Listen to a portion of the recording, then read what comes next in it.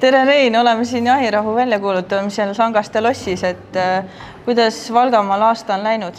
No kui sa vaatad siia ümber ringi, siis see on ju väga hästi läinud, et vaata kui palju huvitavaid tegelasi meie kõrvale on siin saanud, üks on suurem kui teine ja huvitavam kui teine ja kui sa vaatad seda, siis et see on nagu selline väga õieti kütitud noor karu, et ega siis ainult vanu ei tohi küttida, vaid küttida tuleb õigeid loomi ja väga õieti kütitud, nii et väga hästi on läinud. Ja kui sa vaatad siin veel muid, isegi vaata, mida Valgamaal elab, et isegi hülje see on Valgamaale elama asunud ja ära ka kütitud veel, nii et ma arvan, et väga hästi on läinud.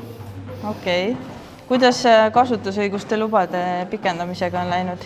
Kõik kasutusõiguse load, mida me oleme läinud pikendama peale ühe, oleme me pikenduse saanud Jahindusnõukogust ja nüüd loodame ka Keskkonnaametist saada siis vastused sellele ja täna meil oli 17 jahipiirkonda, osad otsustasid siis natuke teist teed hetkel kasutada ehk oma MTÜ-dele soovivad kasutusõiguse lubasid, aga ülejäänud, kes otsustasid, et Valgamaa jahimeeste ühistuga koos, siis need oleme saanud enamuses pikendatud peale ühe.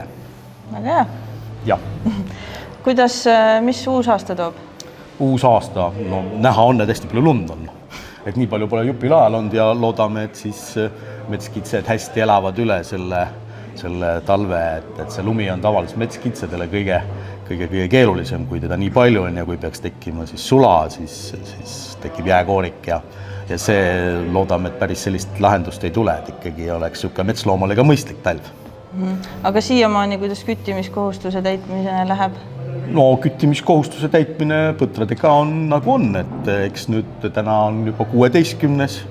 Ma arvan, et järgmisel nädalal, kui sa küsid, siis ma oskan sulle täpsemalt öelda, et paar nädalat tagasi oli meil 70% põtradest maakonnas kütitud.